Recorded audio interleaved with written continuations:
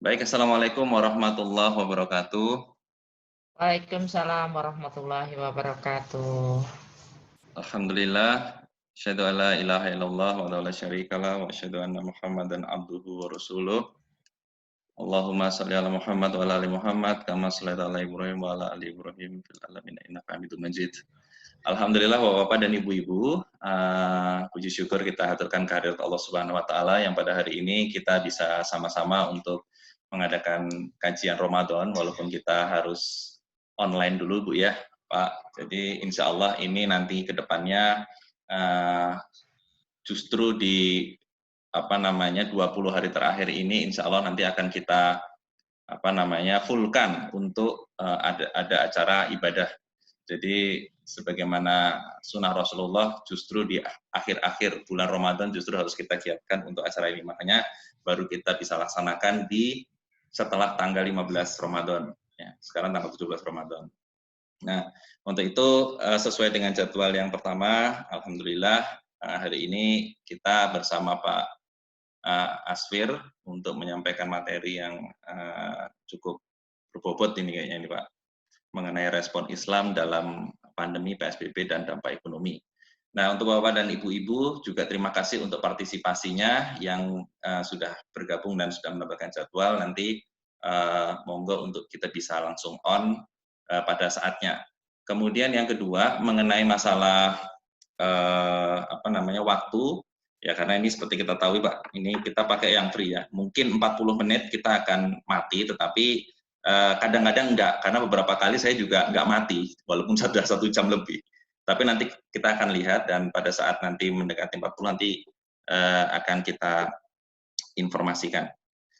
Jadi saya kira itu, kemudian kalaupun nanti ada infak yang akan disampaikan untuk kajian ini, kami juga sudah menyampaikan ya karena sudah Bu Isti kemarin sudah punya rekening khusus untuk ini dari CIMB Niaga. Nanti mungkin Bapak dan Ibu-ibu bisa ke situ. Itu khususnya nanti untuk para ustadz, kita membantu ustadz-ustadz yang memang nanti kita undang. Jadi kita mengundang ustadz juga bukan berarti hanya dari keilmuan yang kita ambil, tetapi kita juga melihat dari ustadz-ustadz mana yang membutuhkan. Gitu.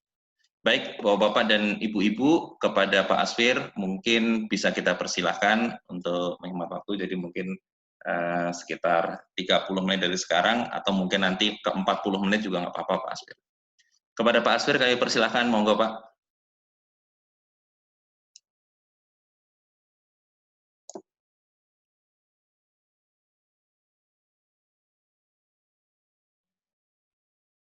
Halo Pak Asfir.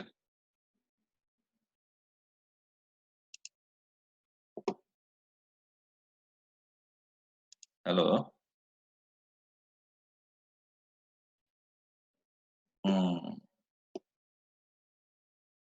Halo Pak Asfir.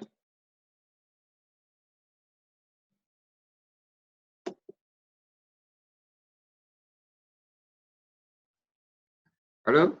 Halo, iya Pak, silakan Pak. Ya, ada ya. Oh, tadi unmute tadi. Oke. Iya. Oke. Baik, Silakan, Pak. terima kasih Pak Ibnu. Assalamualaikum warahmatullahi wabarakatuh. Waalaikumsalam warahmatullahi wabarakatuh. Alhamdulillahirrabbilalamin. Wassalatu wassalamu ala asrofil anbiya wal mursalin wa ala alihi washabihi ajma'in. Amma ba'd. Pertama-tama marilah kita panjatkan puji syukur hadirat Allah Subhanahu wa taala. Pada sore hari ini kita dapat berkumpul via online dengan acara bulan puasa yang luar biasa diarahkan dan dikomandoi oleh Al-Mukarram ulama dan umaro kita, Bapak Ibnu, Bapak Ustadz Ibnu, luar biasa. Ini pun mudah-mudahan hasil daripada presentasi ini cukup memuaskan Bapak dan Ibu-ibu. Memang agak mendadak, cuma 2 hari persiapan dari Ustadz Ibnu dikasih. Ya, alhamdulillah dapat tersusun. Respon Islam dalam pandemi, PSBB, dan dampak ekonomi. Nah, ini mungkin masalah pandeminya sudah biasa, PSBB-nya kita ada penggalian sedikit, masalah sanksi, kemudian dampak ekonomi itu memang bidang saya, keuangan dan ekonomi, cuman nanti coba kita bedah dari sisi terjadinya musibah ini. Kita lanjut. Agenda itu ada beberapa yang coba saya rangkum. Yang pertama masalah corona, virus disease 19 atau corona ya. Kemudian lockdown atau istilahnya isolasi pada zaman Nabi Muhammad dulu. Kemudian PSBB yang diberlakukan, ini aturan pemerintah, kemudian dampak bagi perekonomian Indonesia, kemudian karena ini ada respon Islam, kita sajikan fatwa Majelis Ulama, dan kemudian respon dari kita pribadi itu harus sabar dan istiqomah. Kemudian kita tutup dengan doa. Baik, saya mulai dari yang pertama, halaman pertama, coronavirus disease ini 2019. Kalau dari namanya, kenapa COVID-19 itu 2019-nya itu terjadi di 2019, yang pertama sekali ditemukan di Wuhan, ya, kota Wuhan, yang dimulai 2019 bulan Desember. Makanya dari WHO itu ditetapkan namanya COVID-19. Kemudian banyak orang yang terinfeksi virus ini setidaknya 1 kali dalam hidupnya. Jadi mungkin sudah kebal ya kalau yang pertama sudah kena. Kalau kita dulu, zaman kita dulu ada cacar, kita disuntik sekali. Ada bekas di bahu sebelah kanan ya. Nah, kemudian beberapa virus pada saluran pernapasan ini juga bisa menimbulkan yang lebih serius. Kalau dulu ada MERS-CoV, SARS-CoV, dan kemudian ini pneumonia. Siapapun dapat terkena virus ini, namun bayi dan anak-anak kecil serta orang yang kekebalan tubuh yang lemah rentan terhadap serangan virus ini. Selain itu kondisi musim juga berpengaruh. Contoh di Amerika Serikat lebih umum terjadi pada musim gugur dan musim dingin. Kemudian seseorang yang tinggal atau berkunjung ke daerah rawan virus, kalau kita ada istilahnya red zone ya, misalnya ke Tiongkok, khususnya kota Wuhan yang dulu memulai wabah pada Desember 2019. Oke, lanjut. Pada awal tahun 2020, COVID-19 menjadi masalah di WHO, diungkap. Kemudian klaster pneumonia yang terjadi di kota Wuhan, Provinsi Hubei. Jadi Wuhan ini kota, mungkin seperti kota Depok lah dia ya, karena provinsinya Hubei, Jawa Barat. Ya. Kira-kira begitu persamaannya. Dan kasus ini terus berkembang sehingga klaster pneumonia ini menjadikan novel coronavirus. Kasus ini terus berkembang hingga ada laporan kematian dan importasi dari luar Cina. Pada tanggal 30 Januari, WHO menetapkan COVID-19 sebagai Public Health Emergency of International Concern. Jadi kedaruratan kesehatan masyarakat yang meresahkan dunia. Ya. Tanggal 12 Februari resmi mendapatkan penyakit novel coronavirus ini pada manusia dengan sebutan COVID-19. Jadi diresmikan namanya ini 12 Februari. Di Indonesia sendiri kita diumumkan pada bulan Maret 2020, yaitu Depok lagi ya. Jadi top juga nih di Kota Depok. Kalau pasien 01, 02, 03-nya ada di Depok. Oke, lanjut. Penyebaran virus corona ini seperti virus lain melalui percikan air liur, ya, pembawa virus pada saat batuk atau bersin, menyentuh tangan, menyentuh mata, hidung, mulut, percikan air liur, tinja atau spesies. Nah, ini inkubasinya belum diketahui secara pasti, namun rata-rata 2-14 hari setelah virus pertama ke dalam tubuh masuk. Di samping itu, transmisi metodenya juga belum diketahui dengan pasti. Awalnya virus corona jenis COVID ini diduga bersumber dari hewan, namun beredar dari hewan seperti unta, kucing, dan kelelawar. Nah, SARS muncul di bulan November 2002 di Tiongkok. Itu kalau untuk SARS ya, menyebar ke beberapa negara lain. Mulai dari Hong Kong, Vietnam, Singapura, Indonesia, setidaknya 774 orang pada saat SARS yang lalu. Kalau sekarang untuk COVID ini sudah sampai lebih banyak, ratusan ribu. Kemudian coronavirus ini telah teridentifikasi, yaitu ada jenisnya itu ada 8 macam, termasuk yang terakhir dengan COVID-19 ini. Oke, lanjut. Di sini ada gejalanya, gejala demam, ya, batuk pilek, letih lesu, itu gambarnya juga dia letih lesu ya, sakit tenggorokan, gangguan sesak pernapasan. Nah, ini sumbangan gambar dari Ananda Halim ini. Kemudian untuk proses pada saat pengobatan, ya, diagnosis itu biasanya dengan dilakukan anamnesis atau wawancara medis. Nah, wawancara medis ini biasanya ditanyakan oleh dokter itu keluhan pasien, riwayat penyakit yang pernah sakit berulang, atau pernah dirawat dengan penyakit bawaan, riwayat penyakit keluarga, keturunan, diabetes, asma, hipertensi, atau riwayat perjalanan terdahulu. Jadi misalnya kasus yang pertama public figure itu Menteri Perhubungan, ya kan, ditanyakan dia dari mana perjalanannya, kenanya di mana. Kemudian Wali Kota Bogor, Arya Bima, itu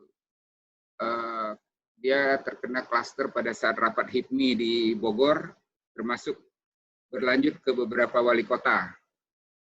Karena pada saat acara HIPMI itu ada sekitar 200 orang di acara tersebut. Kemudian pemeriksaan fisik. Nah, ini dilakukan dari ujung kepala sampai ke ujung kaki. Namun kalau untuk COVID ini biasanya tertuju hanya di sistem pernapasan. Kemudian pemeriksaan penunjang darah atau daha. Kemudian ini biasanya dilengkapi dengan pemeriksaan lengkap, darah lengkap istilahnya di laboratorium, termasuk trombosit, HBL, leukosit, dan lain-lain. Nah, kemudian untuk menentukan penyakitnya sendiri itu dilakukan dengan misalnya dengan rapid test, pemeriksaan awal pada pasien yang dicurigai, ya, karena adanya gejala. Kemudian PCR test, pemeriksaan konfirmasi untuk COVID-19 melalui swab tenggorok pasien suspek COVID-19. Nah, untuk tes cepat ini sekarang sudah banyak dilakukan di daerah DKI dan di Depok, terutama di Rumah Sakit Umum Daerah RSUD. Oke, lanjut. Untuk COVID ini tidak ada perawatan khusus untuk mengatasinya, umumnya pengidap akan pulih dengan sendirinya apabila daya tahan tubuh pulih. Namun beberapa upaya bisa dilakukan untuk gejala infeksi virus corona, contohnya perbanyak istirahat, perbanyak asupan cairan tubuh.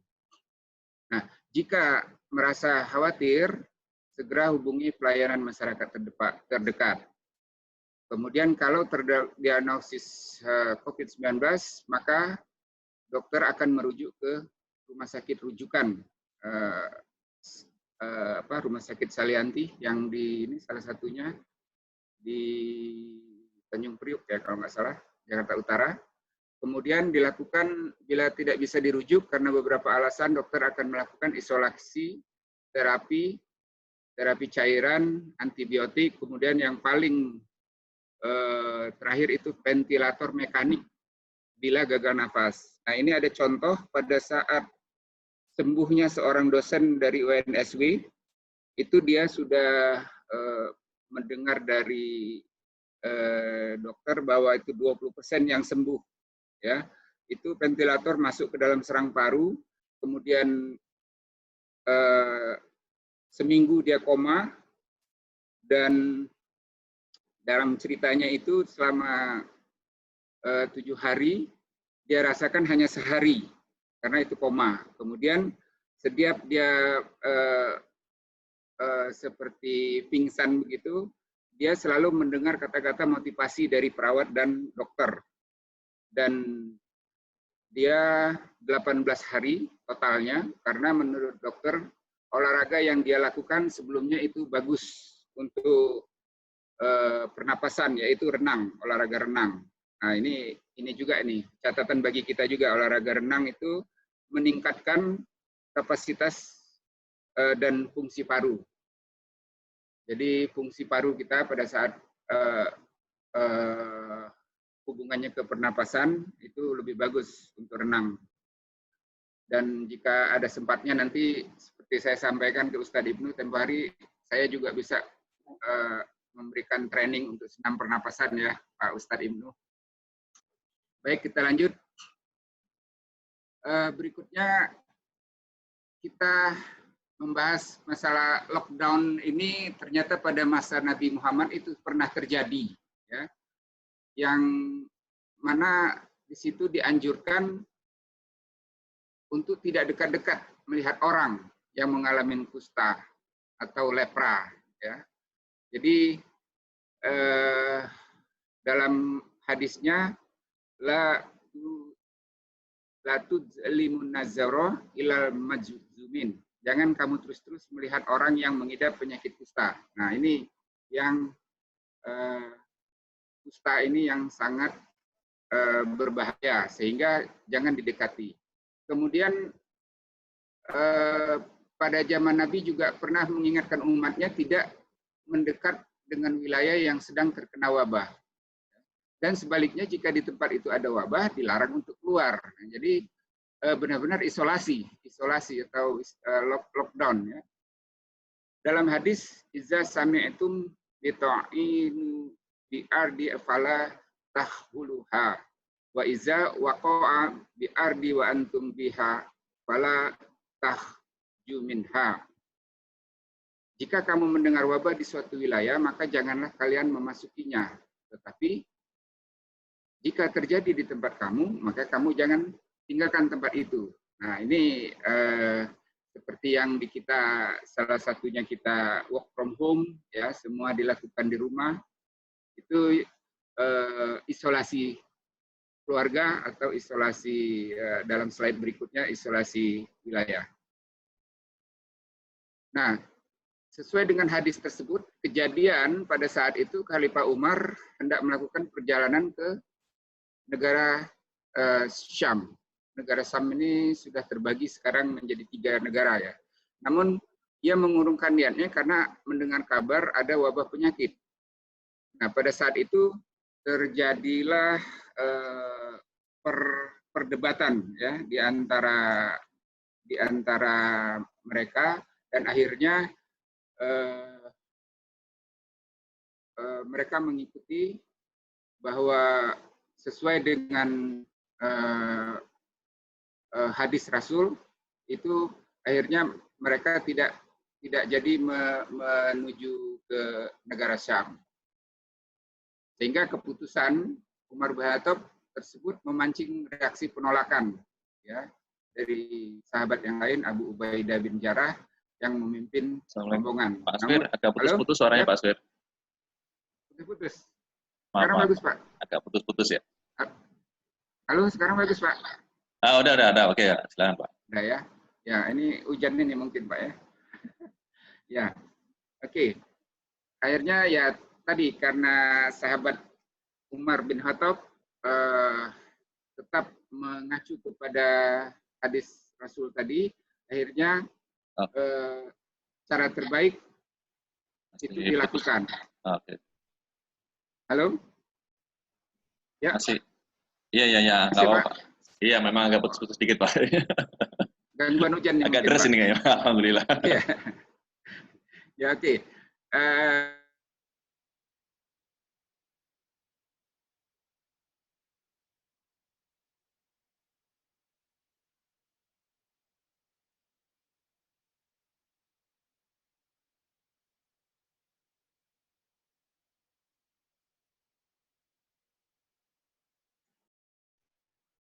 Halo, Pak Asfir.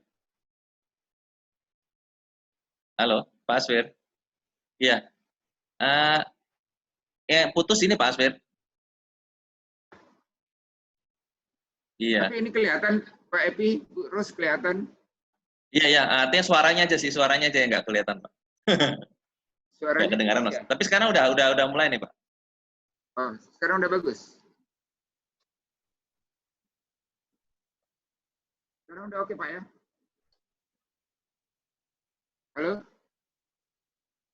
Ya, oke, silakan ya. Pak. Silakan ya. Saya lanjut ya. Ya, siap. Ya.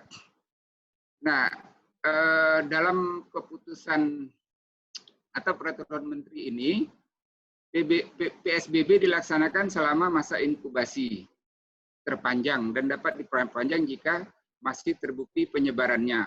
Jadi setelah gubernur atau wali kota mendapat izin dari Menteri Kesehatan, maka PSBB untuk selanjutnya itu bisa diperpanjang oleh gubernur atau wali kota tersebut langsung, tidak ada izin lagi. Contoh di DKI itu diperpanjang sampai tanggal 23 Mei. Ya, dari sebelumnya 14 hari, kemudian 14 hari lagi akhirnya menjadi tanggal 23 Mei, itu sudah 4 minggu.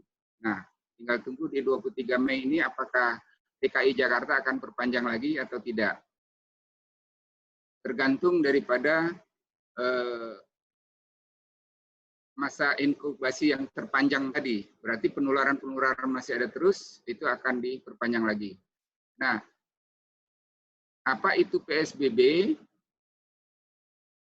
Itu dalam keputusan peliburan itu tempat sekolah dan tempat kerja, ya, baik swasta maupun ASN. Kemudian pembatasan kegiatan keagamaan itu juga nanti kita bahas dalam fatwa MUI. Kemudian pembatasan kegiatan di tempat umum kecuali supermarket, minimarket, ya, atau peralatan medis dan kebutuhan pangan serta bahan bakar minyak dan gas dan energi. Kemudian pembatasan moda transportasi seperti kita ketahui, motor, ya. Halo? Oke, silakan Pak, silakan. Oke, Pak ya. Ya. Kemudian pembatasan dari sisi kegiatan sosial budaya dilaksanakan, itu pembatasannya kerumunan orang dalam kegiatan sosial dan budaya. Kemudian aspek pertahanan keamanan itu kecuali untuk kegiatan pertahanan keamanan dalam rangka menegakkan kedaulatan negara. Jadi, ya halo, masih. Bagaimana? Oke, Pak. Halo. Ya, halo. Halo, Pak Asfir. Ya, halo. Dengaran, Pak. Terputus ya? Terputus sepertinya Pak Asfir ya. Putus ya. Oke. Jelas. Jelas. Pak Epi jelas? Jelas banget. Oh, oke, terima kasih Pak Epi. Di Pak Epi jelas Pak Ibnu? Mbak Esti, bisa dengar Mbak Esti? Jangan-jangan punya saya nih yang mati. Di tempat saya itu lagi hujan. Di tempat saya itu lagi hujan.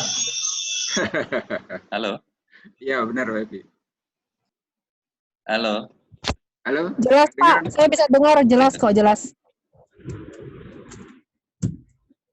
Jelas? Iya jelas Pak, Oke, silakan silakan lanjut. kalau Mbak Esti bisa, Ya. kan tempat saya. Oke, lanjut. Silakan dulu Pak. Oke, lanjut. PSBB ini berbeda dengan, nah di sini kita masuk, berbeda dengan karantina wilayah atau lockdown, di mana masyarakat tidak diperkenankan beraktivitas di luar rumah. Dalam tindakan karantina, penduduk atau masyarakat di rumah, wilayah tertentu, kawasan RT, RW, dan kota. Nah, termasuk masyarakat yang sedang dikarantina di rumah sakit, tentu tidak boleh keluar. Ya. Nah, maaf. Hanya saja PSBB ini mengharapkan lebih ketat daripada social distancing. Ya. Kemudian sifatnya bukan himbauan, tapi penguatan pengaturan. Nah, apabila masyarakat yang melanggar PSBB tentang virus corona, karena ini peraturan Menteri Kesehatan, dia tidak bisa dipidana. Ya. Sanksi pidana hanya bisa diatur oleh undang-undang. Sementara peraturan pemerintah maupun gubernur tidak bisa menjatuhkan sanksi pidana. Kecuali paling tinggi dia denda, ya, dan jika melalui perda itu bisa dikenakan sanksi. Nah, di halaman berikutnya ini saya membahas sesuai dengan undang-undang karantina, itu ada pasal 50, ya. Jika ada kedaruratan masyarakat itu diberlakukan. Kemudian di pasal 52-nya, selama penyelenggaraan karantina rumah, ya, pemerintah pusat harus bertanggung jawab. Ya, jadi untuk PSBB ini karena dia peraturan menteri, tadi pemerintah sepertinya terbebas dari tanggung jawab itu. Ini halo, ada dengung? Ya, lanjut. Kemudian pasal 53 itu ada karantina wilayah yang merupakan kedaruratan kesehatan masyarakat di wilayah tertentu, ya. Seperti kalau contoh lockdown di Wuhan itu kan hanya daerah kota Wuhan-nya, ya. Kalau kita misalnya di DKI atau di Depok itu wilayahnya. Nah, cuman dengan adanya PSBB peraturan menteri ini sehingga sepertinya pemerintah akan terbebas dari tanggung jawab langsung untuk menanggung, ya, bagi orang atau wilayah yang dikenakan karantina. Nah, ini hanya sharing yang kita dapatkan bahwa ada yang sekarang menuntut pemerintah masalah undang-undang ini karena ada hal yang terputus karena dilakukan PSBB oleh peraturan menteri. Oke, baik, kita lanjut.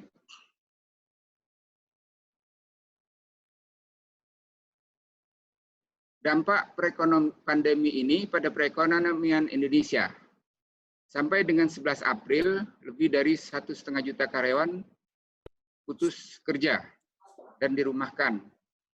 1,2 juta pekerja itu berasal dari sektor formal.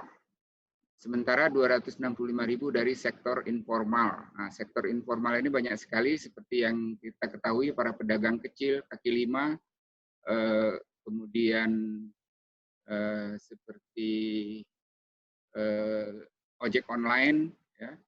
Kemudian dampaknya lagi lebih dari 12.000 penerbangan dibatalkan sepanjang Januari sampai Februari. Ya, ini akan mengakibatkan turis turun sehingga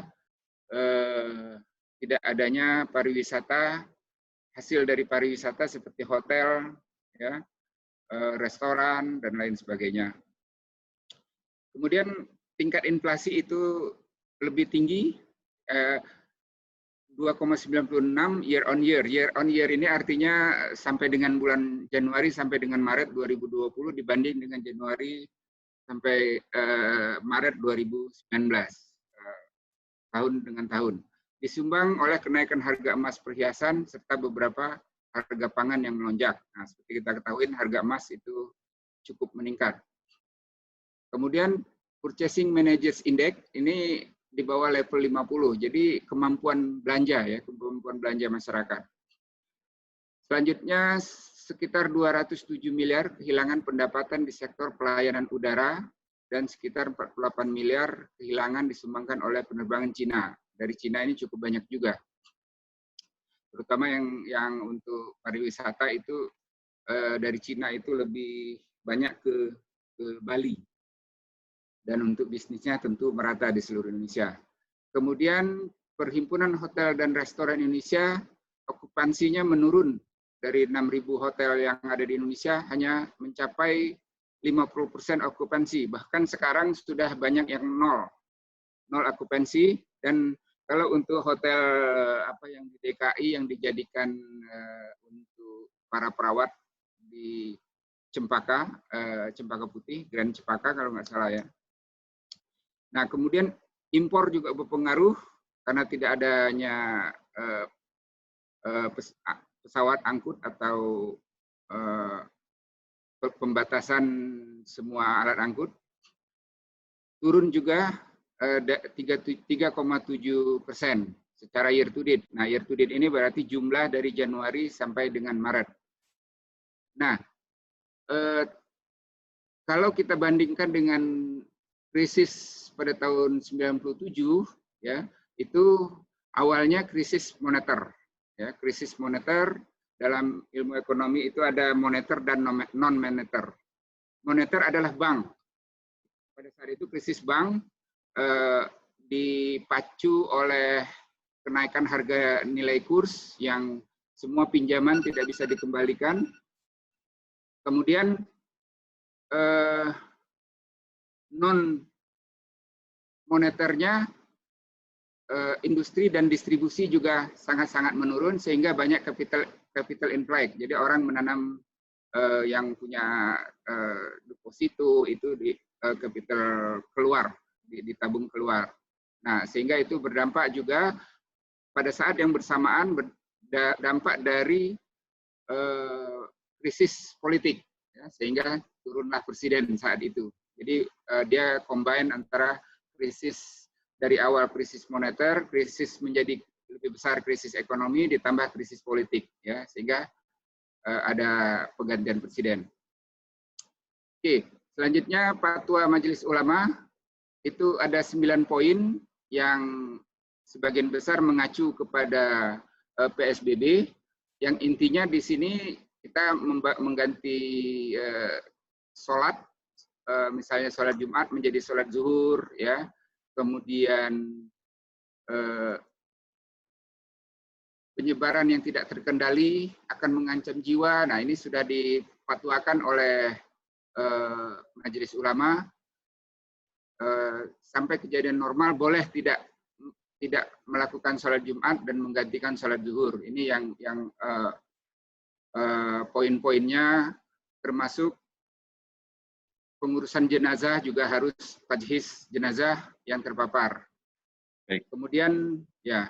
Pak Asmi, ini kita sudah nggak terasa udah 44 menit, tapi nanti kalau kita mati ya insya Allah kita langsung ini aja Pak ya, selesai. Tapi nggak apa-apa Pak, dilanjut. Biasanya bisa lebih 1 jam juga bisa biasanya. Monggo Pak Asmi, silakan Pak Asmi. Tinggal 2 slide aja Pak. Baik, siap, siap Pak. Nah, tadi berkaitan dengan judul tadi ya, respon kita harus sabar dan istiqomah ya. Jadi di sini wasta'inu bis sobri wasolah. Jadi dalam ayatnya ya ayyuhallazina amanu a'inu bis-sabri was-shalah innallaha ma'as-sabirin. Hai orang-orang yang beriman, mintalah pertolongan kepada Allah dengan salat dan sabar. Sesungguhnya Allah beserta orang-orang yang sabar. Jadi kita di rumah terus ya sabar ya Pak Ustadz. Dan terakhir ini kita mudah-mudahan terhindar dari penyakit menular dengan doa Bismillahirrahmanirrahim. Allahumma inni a'udzubika minal barosi wal jununi wal juzami wasayyi'il asqam. Ya Allah, aku berlindung kepadamu dari penyakit belang, gila, lepra, dan keburukan segala macam penyakit. Hadis riwayat Abu Daud. Demikian Pak Ibnu yang dapat saya sampaikan. Sebelum ditutup, apa kita ada ini? Bukan question and answer, diskusi ya, sharing. Silakan Bapak-Bapak yang mau menyampaikan sesuatu, diskusi atau sumbang saran, silahkan, baik terkait dengan materi maupun terkait dengan aktivitas online kita. Silahkan, monggo. Urus, Pak Evi, Pak Andre dari Bajanbaru, silahkan.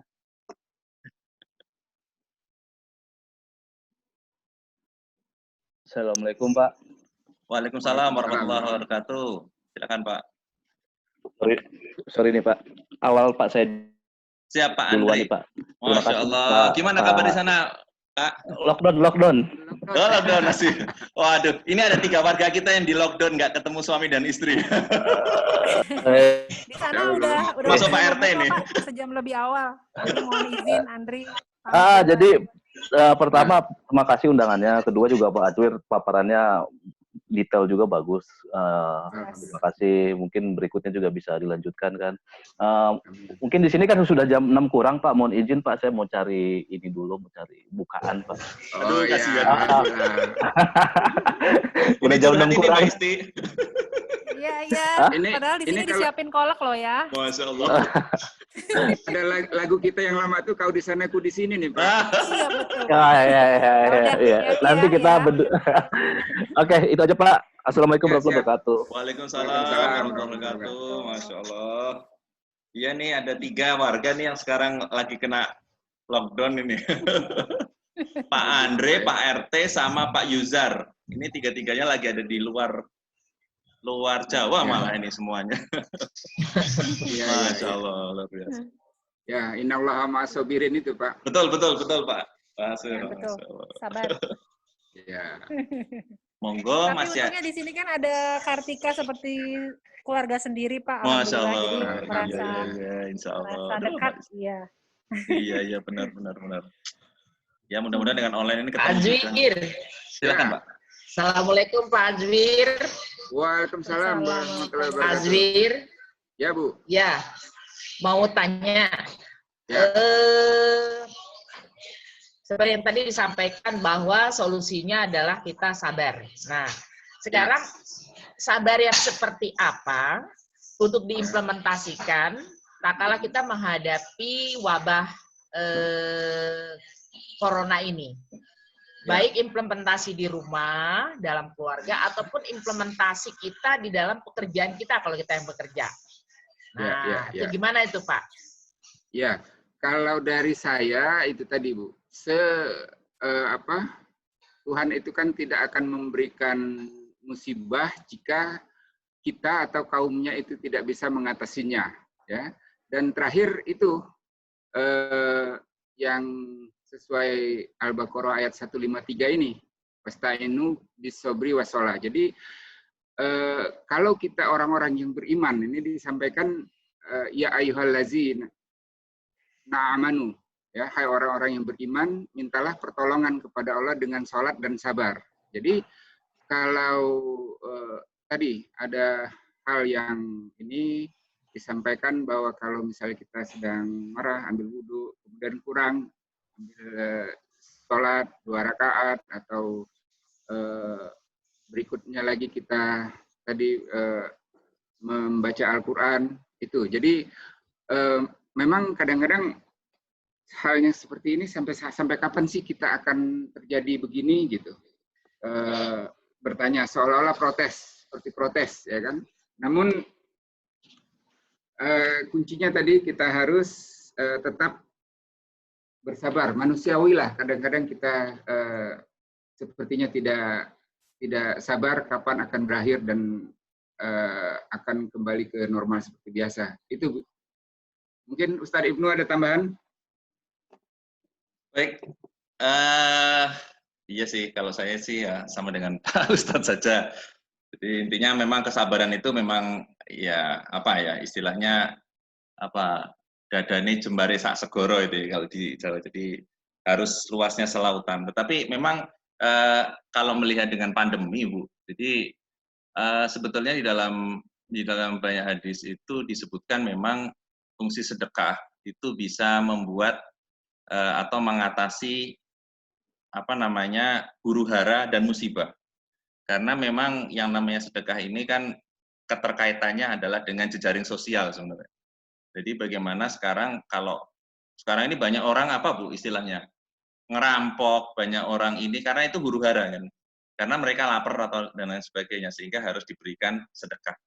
Tetapi kalau yang wabah itu pun juga bisa menjadi jejaring sosial karena apa? Karena orang yang nggak kena pun harus lockdown. Jadi dengan adanya sedekah bagi orang-orang yang nggak mampu itu lebih baik. Nah kalau mengenai kesabaran ya kita berdoa insya Allah biasanya kalau di dalam beberapa fatwa ulama dan hadis itu disebutkan bahwa memang wabah itu rata-rata 4 bulan.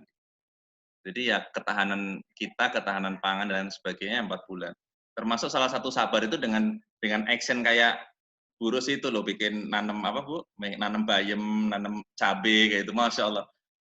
Itu malah jadi produktif ya, masya Allah. Itu bagus banget saya kira. Itu aja sih Bu, mungkin kalau dari saya ya teruslah bersabar. Apalagi di bulan Ramadan ini, masya Allah. Semakin berat ujiannya, kayaknya nilainya kalau Burus itu kalau ngasih nilai semakin susah soalnya biasanya nilainya semakin tinggi ya Bu, weight faktornya ya. Nah kayak gitu. Mohon maaf Burus. Itu atau ada lagi dari gini maksudnya. Ya silakan Burus. Saya setuju sekali. Salah satu yang membuat kita sabar adalah dengan sholat, gitu ya. Kemudian dengan banyak memberi sedekah itu akan memberikan ketenangan dan juga mungkin meningkatkan kesabaran yang kita miliki itu. Nah, kadang-kadang di dalam pekerjaan, contohnya kayak work from home yang saya alami sendiri. Pekerjaan di rumah itu, bekerja dari rumah itu kelihatannya santai. Itu ternyata membuat stressing tersendiri, membuat stres tersendiri. Ya. Kalau kita di kantor itu kan bekerja, kita udah tahu pasti nih, dari jam 7:30 kami PNS sampai dengan jam 4 sore. Selesai itu udah selesai. Kalaupun seandainya ada kerjaan, mungkin pekerjaan yang belum dikerjakan bisa kita bawa pulang atau ada yang kita kerjakan. Nah, tetapi dengan adanya work from home ini, itu kadang-kadang pekerjaan harus kita kerjakan tuh jam 1 malam sampai dengan jam 2 malam. Menjelang sahur lagi itu belum selesai kerjaan itu masih duber-uber. Ini laporan, itu laporan gitu. Nah, itu membuat stressing tersendiri tuh, Pak. Betul. Kadang-kadang ya itu tadi, makanya saya tanya gimana kita tidur implementasinya gitu. Menghadapi kondisi seperti ini, kita memang juga tetap bisa bekerja, tetapi juga tidak terlalu stres gitu. Kayaknya kerjaannya nggak ada, tapi ternyata beban moralnya itu sangat besar. Karena tetap dituntut target kerja kita gitu kan. Kemudian apa yang kita kerjakan, apa yang kita buat. Kalau seandainya, contohnya kayak saya sebagai pengawas gitu. Paling tidak kita menyapa guru kita, menyapa orang tua murid, kita mengadakan Zoom meeting contohnya, atau menggunakan call meeting dan sebagainya, atau menyapa mereka dengan WA dan sebagainya. Jadi memang ada kegiatan yang harus kita lakukan gitu. Nah, ketika kita dituntut ini harus selesai jam sekian. Nah, padahal itu kan lewat online kita tahu sendiri. Itu kadang-kadang mereka yang kita minta lagi kerja mungkin mereka lagi ada di dapur atau lagi ada di kerjaan apa. Nah, itu yang kadang-kadang membuat kita harus ekstra gitu. Barangkali itu terima kasih atas jawaban, masukannya itu bisa membuat juga saya jadi lebih berarti harus solusinya tadi harus banyak sholat mungkin ya, banyak sholat gitu, selain juga tadi ngerjain tanaman gitu ya Pak Ibnu. Ada juga ini Bu, tambahan kemarin itu saya ikut webinar how to mengatasi stres. Jadi dari dokter itu salah satu itu olahraga katanya Bu. Olahraga itu akan bagus juga itu di samping ya kan mungkin Pak Evi itu rajin olahraga itu ya kan. Nah itu bisa salah satu cara mengatasi stres dengan olahraga juga Bu. Ya, mudah-mudahan itu juga dengan kumpul begini paling tidak kita juga bisa sharing, bisa ngobrol gitu. Ini sebenarnya kumpul begini Pak juga ngurangi stres loh Pak. Betul. Ya, curhat Bu, saling curhat. Ngurangin stres. Benar. Ya termasuk manfaat silaturahim kan itu Bu ya. Iya, betul. Manjangin umur malah. Nah, manjangin umur itu salah satunya mungkin dengan karena nggak stres ya panjang umurnya. Bisa jadi sehat gitu ya Bu ya. Masya Allah silaturahim. Ya, monggo, ada lagi. Terima kasih banyak. Sami-sami, Bu. Pak Evi, Pak Bustani. Pak Bustani juga ada ya. Bu Isti. Saya makmum aja, makmum. Masya Allah, Pak Evi. Monggo, Pak Evi. Makmum yang baik. Kalau nggak dengar suara Pak Evi itu kayaknya ada yang lain gitu loh, Pak, sayurnya itu. Mohon maaf, di sini lagi hujan, Pak, di Cinere. Oh, di situ hujan, Pak, ya? Di sini turun air. Di sini turun air. Masya Allah. Banyak bicara, lagi puasa, Pak, maaf. Bisa, coba. Siap. Gimana, Pak? Ada yang mau disampaikan atau...